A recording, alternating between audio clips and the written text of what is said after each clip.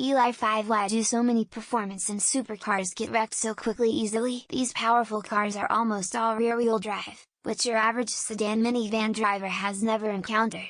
Even in a normal RWD vehicle like a pickup truck, it's easy to get into oversteer, which is when the rear wheel slides towards the outside of a turn. Oversteer is difficult to recover from if you haven't practiced it. Now add to a RWD an engine with a lot more horsepower and torque, and there's several brand new ways to accidentally induce an oversteer, and recovering without overcorrecting is difficult even for drivers who are highly experienced with the extra power. It's mostly RWD cars that lose control. Most people have trouble controlling oversteer when the rear of the car wants to slide out towards the outside of the turn.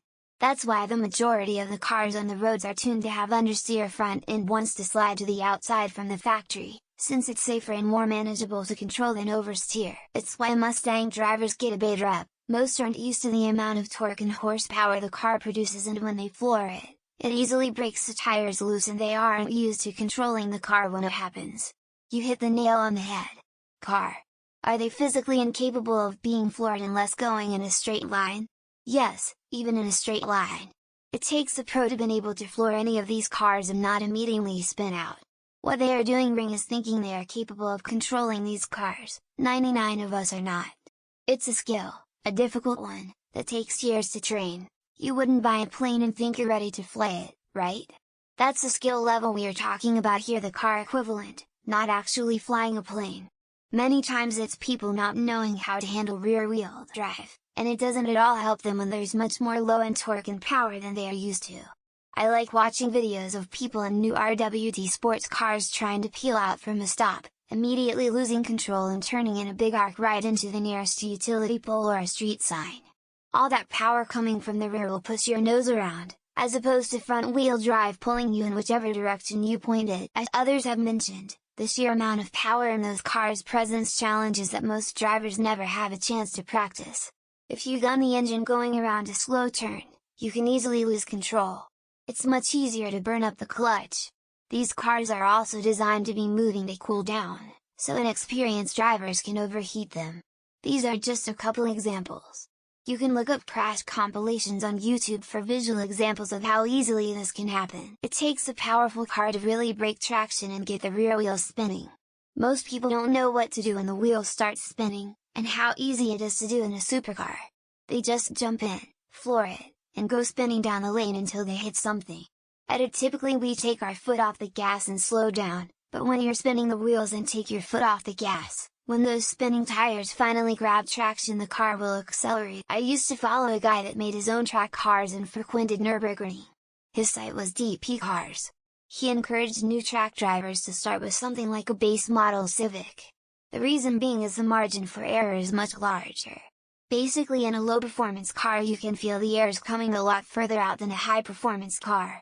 In a high performance car like a Viper, that has been discussed, if you make an error, the results are almost instantaneous. The skills required to drive a consumer car on the streets are not sufficient to handle showing off in a supercar, and many people who buy a supercar to show off do not realize this.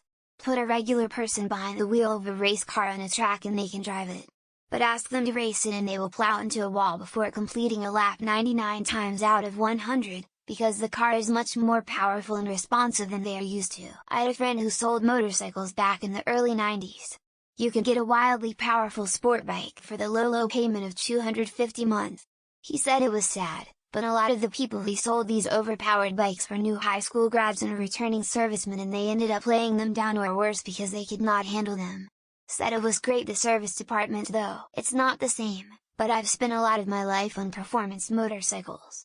A lot of people think it takes skill to go fast. The motorcycle wants to go fast. It was built for it. It takes skill to tame it, to slow it down to a level that is responsible for the street and the conditions you're in. All of my skill goes into going an appropriate speed. Supercars are like that, but even more so. Are they physically incapable of being floored unless going in a straight line? Sometimes cars with a huge amount of power can even be floored in a straight line. The torque will cause the car to pull to one side. And in super powerful cars you will sometimes get wheel spin on the upshift. Most drivers aren't used to either of those things. To be good at driving a powerful car, it usually takes a lot of practice off the main streets to get the hang of all the power. That power will cause you to crash very quickly if not handled properly.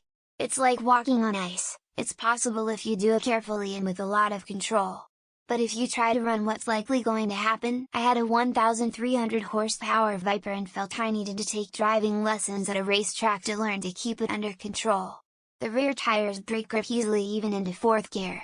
You couldn't just punch the gas without warm tires and very precise control.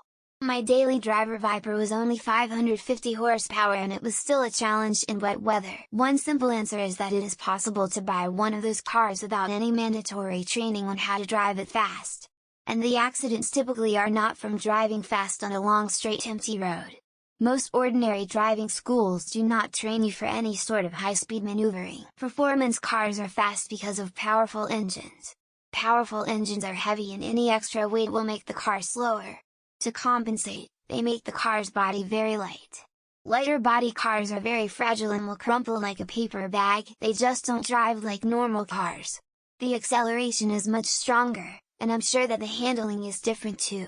Plus the fact that people are more likely to record themselves in a supercar than a regular car. Years ago I had a friend buy a GTO, absolute muscle car. He paid $30,000 cash and crashed it as he was driving away. Mind you, I don't think he was even 21 at the time, just had no experience with muscle cars. Things not to do: hop into a performance car and floor it. Especially not when you're anywhere but a racetrack or something like that. Frankly, don't floor it in any car unless you're in the right place. Modern cars are made to absorb and disperse energy to reduce the impact that passengers receive. Most of the times, the absorb and disperse energy part means break apart, optimized for power and low weight.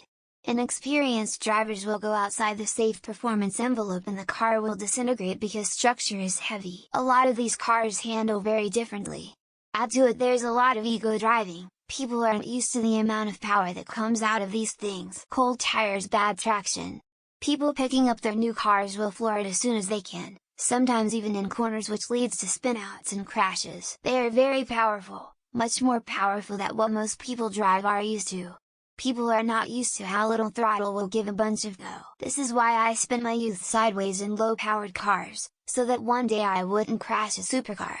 Haven't exactly got the chance yet lol, because speed is directly correlated to the likelihood of an accident happening and severity of the damages occurring, including fatality. Survivorship bias. Clips of the used 2010 Civic are just not getting traction on your social media's feeds. The guys that buy them can't control them. Then they open it up for no reason and it gets away from them. It even happens with plain old Mustangs. The driver does not have enough experience to drive a car,